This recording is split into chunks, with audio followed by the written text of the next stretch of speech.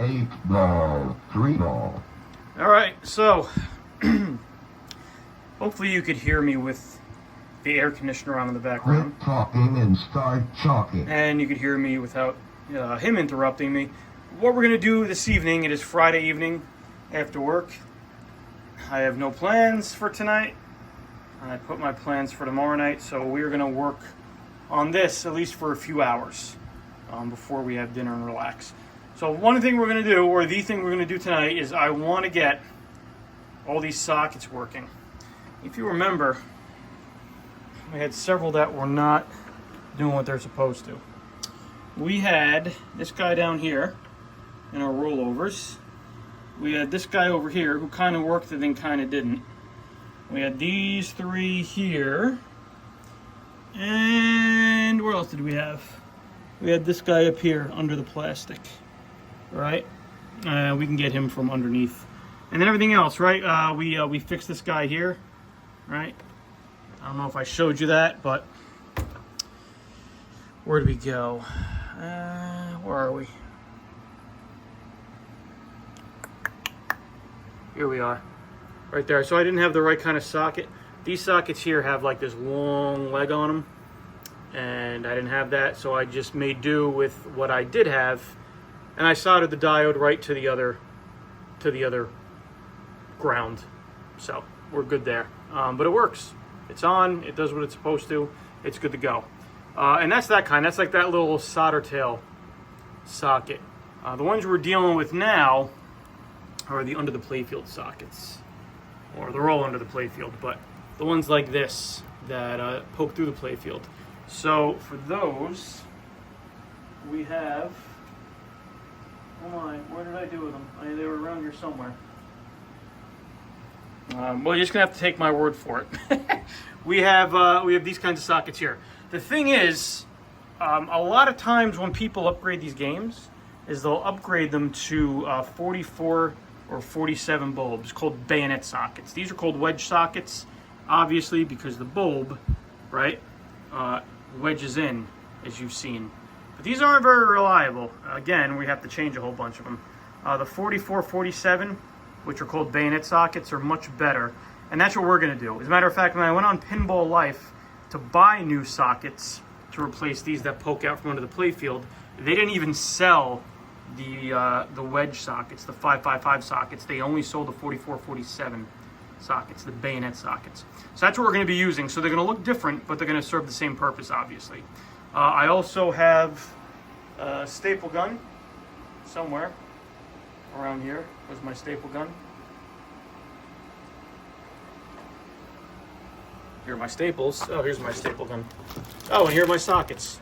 So yeah, we're going to use these sockets right here, as you can see from Pinball Life. We're going to use these that are in a bag, all right, just to make it hard.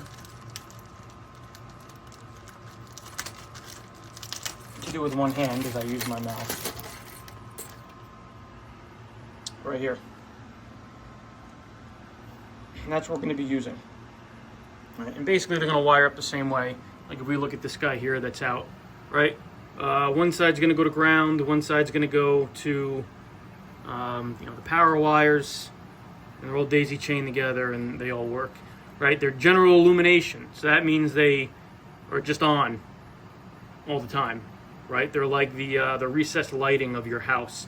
You flip a switch and they're on. You flip a switch and they're off.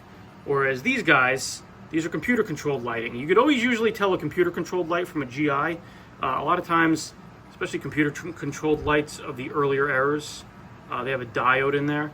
Right? You can see the diode right there. Maybe not. Right here, I'm touching it. All right.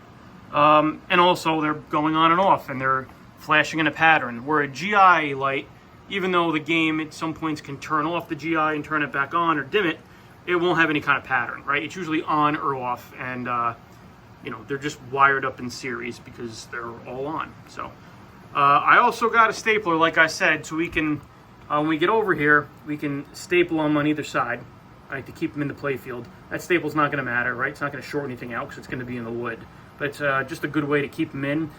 These old wedge sockets have like a little barb that they kind of sit in the wood with, and it keeps them somewhat steady. It doesn't really work all that well. So we're going to take those out and replace them with these here. And I highly doubt you want to see me do that. So I'm going to go do that for one of them. Probably that one up there I just showed you with the game off, obviously. And then I'll come back and I'll let you know what it looks like. Very, very simple to do. You really, well, I guess you could screw anything up. But if there's really anything in pinball, refurb, and, you know, fixing up, it's hard to really screw up light sockets. So I'll come back and I'll show this to you in a little bit. All right. And there we go. As easy as... I do have a tripod, right? I got to remind myself of that. As easy as soldering our new wires onto our new socket. You can see we stuck some, there was a little staple in the old one. We stuck some staples in the new one. It's kind of hard to focus when we have all this going on over here. We got him in there.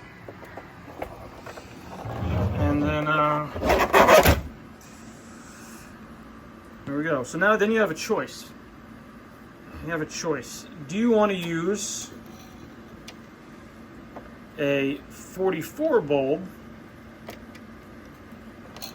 or a 47 bulb? Oops.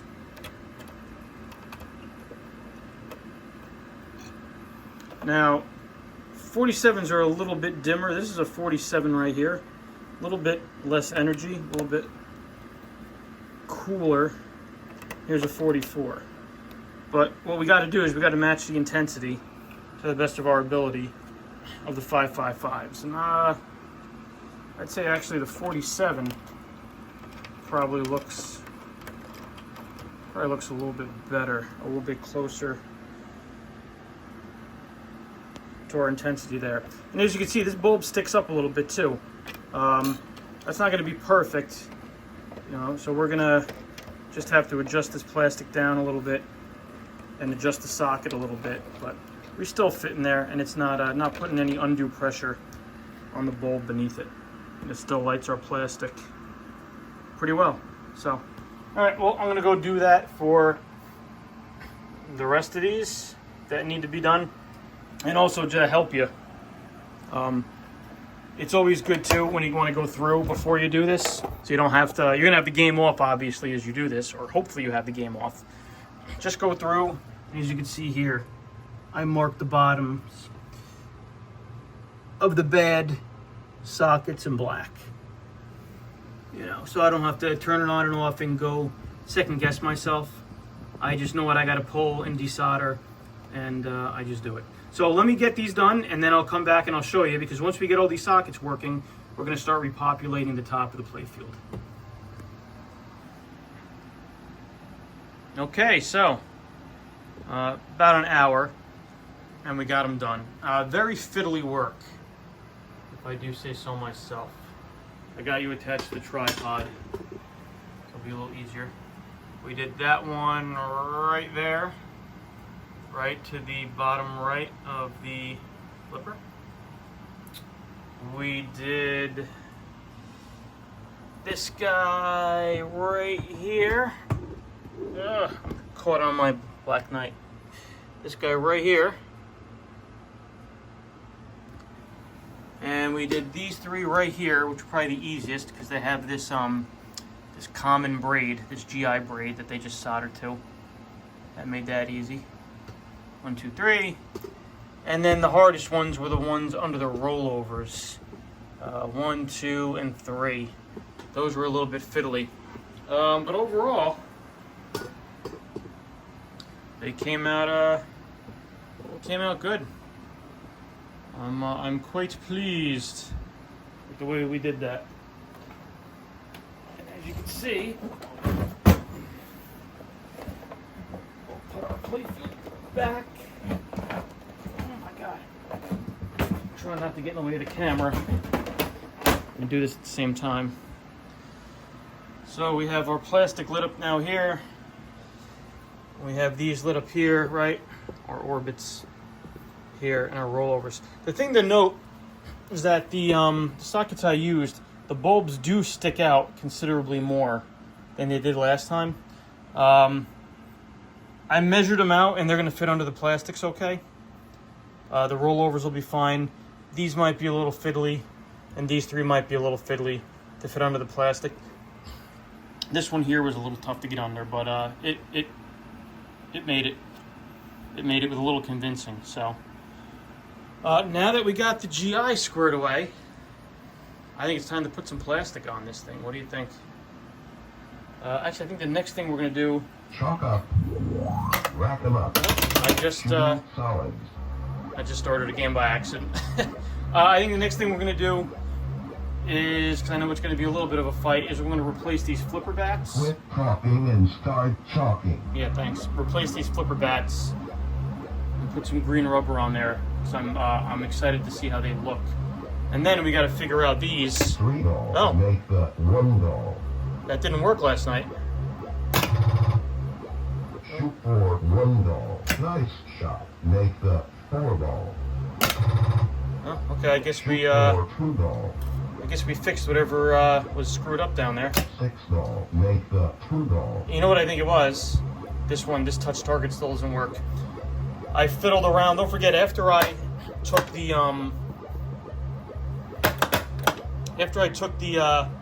MPU board out, that didn't work, and then I plated the connector and it worked. So we'll probably take the MPU board out again and just reflow the header that has to do with all the switches, and maybe we'll even repin the connector depending, because it was a little loose. It didn't feel like it was gripping very well, and maybe that'll fix this, although I doubt it. But everything else seems to be okay. This one over here, that one's good, and all our rollovers are good. Might as well do this now. That's good. 8 ball's good. Our middle rollover here is good. Get the 2 ball. That's good. That's good. That's good. And our loser ball, our one down here is good.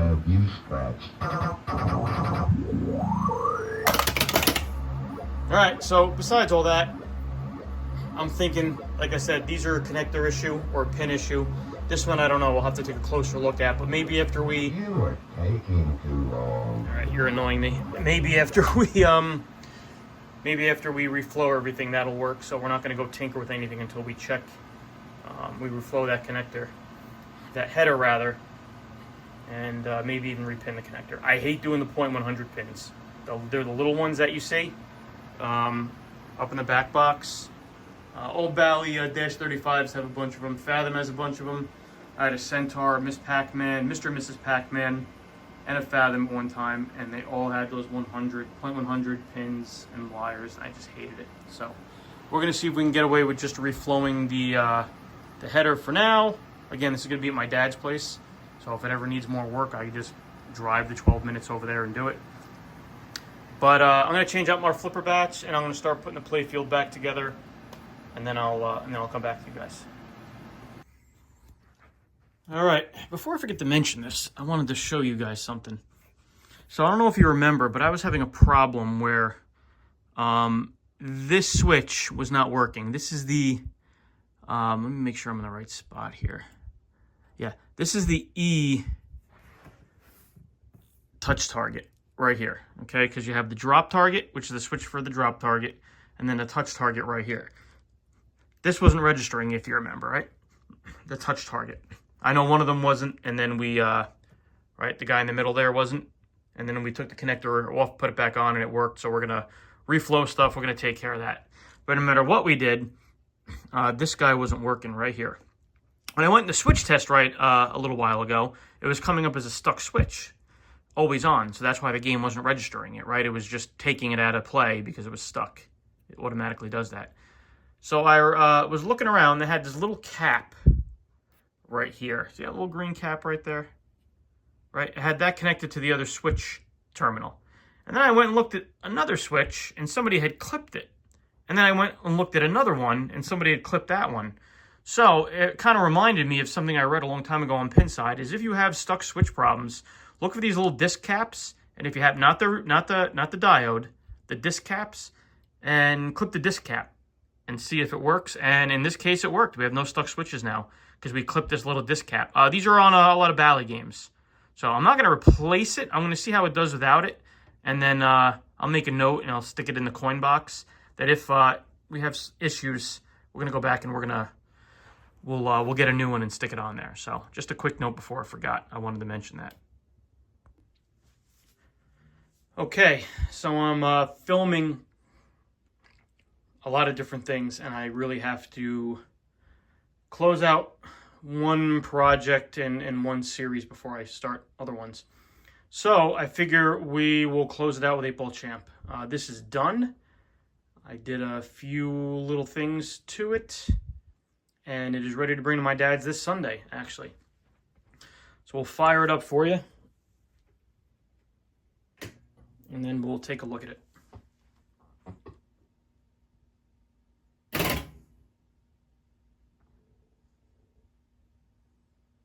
8-ball, 3-ball. So, as you can see, we're all done with the playfield. Quit talking and start chalking. Yeah, okay. We did our green flipper rubbers. I think they look good. Go with the theme. Got all our bulbs working, all our inserts cleaned. We glued together our G plastic. I have the glass on, by the way. So, the thing about this G area is this is directly in line with the flippers, as you can see. So this gets the crap kicked out of it. So as you remember, we had one post that was broken, and I don't think it was broken from screwing it in. I think it was snapped from just getting abused by the direct travel of the ball. So we did a couple things here. What I did with these two posts, because that's where pretty much they're in the forefront, right? I removed the broken piece of post in here, and even though this is the bad hole and this hole was still okay, I filled in these holes with toothpicks and wood glue, okay? And I got new posts for it, and then I drove them in to basically brand new wood, and now they're nice and secure. And you really have to do that. If you have one of these, you'll probably find that these posts are a little loose. You really have to do that because I'll play it for you and I'll show you what happens, but these things just get hammered. Also what I did, I put washers in under the plastic because this plastic is broken. You can see the crack in it. Couldn't find a decent replacement one, so I just repaired this one with a little bit of crazy glue, a little bit of super glue, Gorilla Glue to be exact, and then I loosely put it on. I didn't put these little caps all the way down. I left it a little loose, so that way if the ball hit it, it's not hitting a taut plastic. There's a little bit of give to it, so maybe that'll help it survive while it's being played. We did our socket. We did our sockets. You can see our 47 bulbs in there in our new sockets. New sockets under here too. Cleaned everything up. I didn't patch up this little piece of wear here. You can hardly notice it. And cleaned it all up, vacuumed it, and now we are good to go. We reflowed that display. I think I mentioned that. The player and ball display, credit and ball display right there in the right middle. And that is working fine. And everything's hunky-dory. I replaced the flipper buttons too with red. One was black, one was yellow, I think. I replaced them both with red. So that's done. The only thing I did not do is I didn't replace the plug. My dad said he'll replace the plug. So I'll let him do something so he could say he helped, right? So there you go. The only thing I have to do is re-glue some of the label to the to that side of the back box. You know, with some crazy glue, re-glue that, and just touch up the label on this side. This is the much better side. This is the not so good side, but this side's going to be against the wall, so he doesn't really care. So I am currently making dinner. Let me go check how my dinner's going, and then we'll play some 8-Ball Champ. I'll also turn the sound up a little bit so you can hear it. And I don't think the glare is going to be too bad. Let's see. We'll just look at the play field when we play, right? Yeah, the glare is a little bit of glare, but not too bad. So let me position you here on the podium. Not podium. What the hell is the name of this thing? Oh God, I'm starving. I just got back from a trip today and ran around, did errands. So we'll position you there. Let me go check my dinner, and then we'll come right back. All right, we're gonna keep the lights on because I'm afraid if I turn the lights off, it's gonna glare too much on the glass. Let's test that.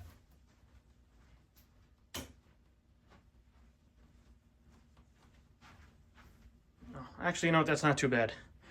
All right, let's go. Let's give this a try. And as we play, you'll watch where that G plastic is. You'll see when I hit a straight shot, it's gonna whack that those two star posts pretty hard. Chalk up. Rack 'em up. Shooting solids.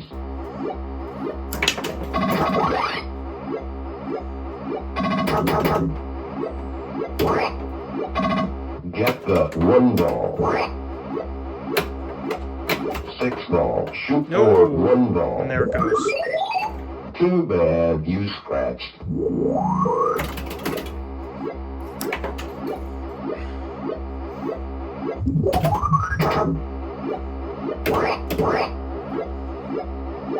Make the 1 ball. We got the spinner working good. Oh. Too bad you scratched. I'm playing all the way back, so it's hard to get a good perspective.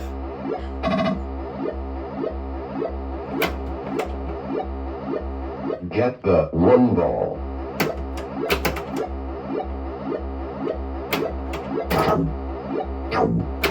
3 ball. Get the 1 ball. Yeah, I'm trying.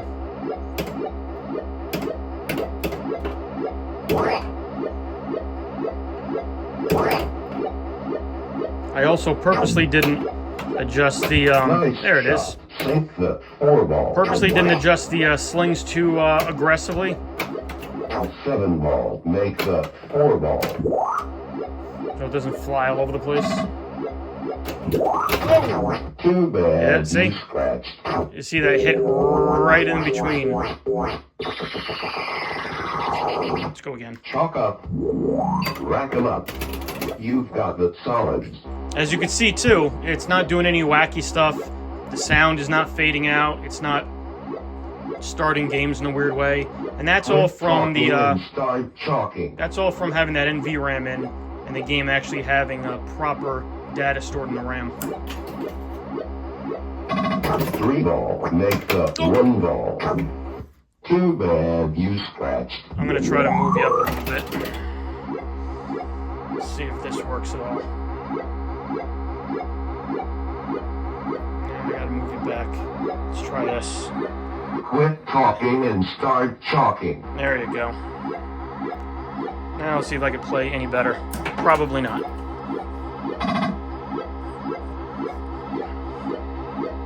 Nope. Definitely not. Too bad you scratched. I'm not exactly sure how level this is too, because I figure I'll level it when I get it to his house. No reason to go crazy right now. Get the 1 ball. 2x. And when you hit the 8-ball target before you're ready for 8-ball, it increases your multiplier.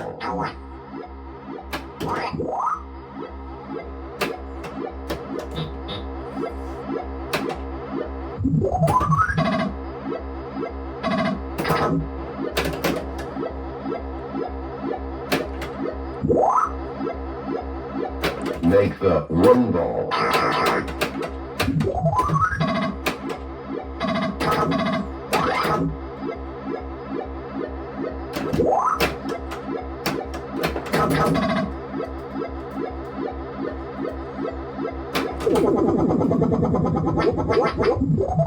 Sink the 1 ball. That spinner's really juiced, huh? That's a good spinner. Oh! There it Too goes. bad you scratched. We'll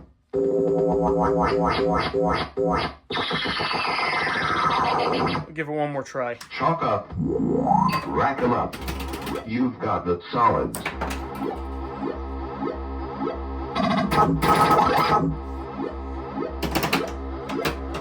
Six ball. Sink the one ball.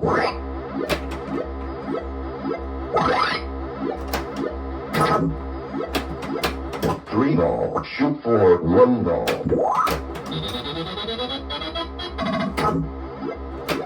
Four ball. Sink the one ball. You can see it hitting that G post pretty aggressively, right? No. Nice shot. Get the seven ball. 2x. That multiplier is very nice to have. If you can get it up in that orbit. Get the seven ball. The last game I got a 700 something, and I didn't even really do all that great. Get the two ball. Whoops. Sink the two ball. 3x. I got a 3x multiplier. Sink the two ball.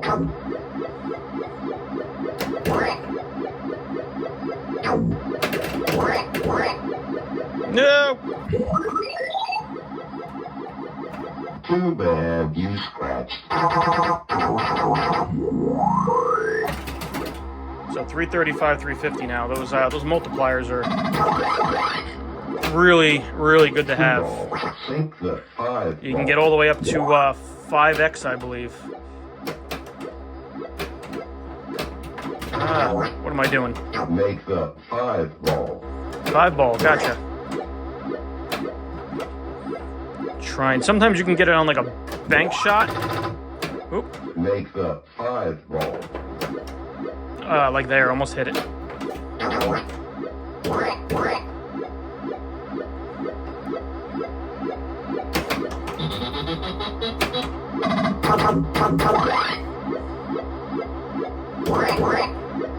Seven ball. Get the five ball. 2x. We got a nice 3x now, multiplier.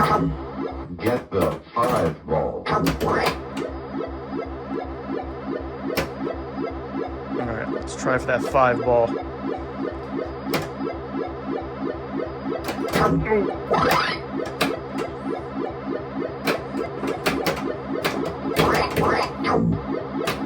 Get the five ball. Nope.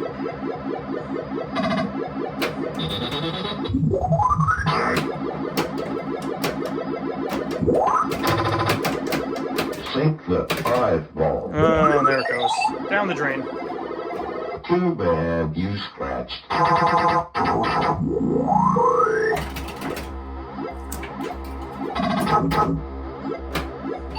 Oh, thought I had that 5 ball right there. Whoa. Shoot for five ball. I'm trying. Oh, that was terrible. Too bad you scratched.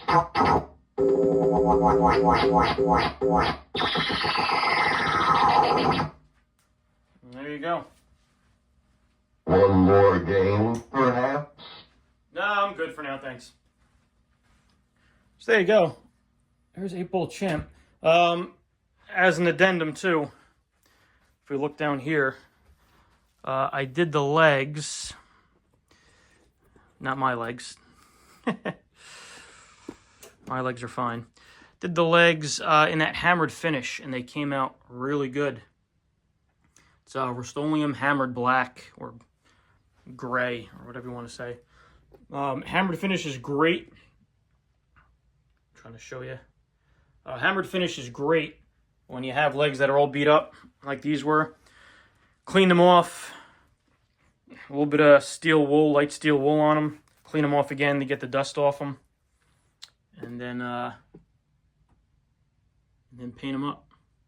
Worked out good. There's the ratchet strap we'll use to secure the back box. So there you go. 8-ball champ. Successful, quick project. Like I said, I didn't film every little thing only because I wanted to get this done and move on to whitewater. So I'll be following up with some more whitewater stuff. And for now, that is 8-ball champ. Any questions, shoot me a comment. You could also email me. I actually got an email the other day. I'm going to go over that in another video. ParkwayArcade@gmail.com. ParkwayArcade@gmail.com. I can read your email, answer your questions on a video. You know, one of the 4 people who watches this stuff, email me just to make me feel better. Shoot me an email. And you can tell me how terrible I am at pinball or videos or anything. Or ask me a question about the rabbit. Whatever you want. Anyway, we're done here. We'll be back with Whitewater. Thanks for watching.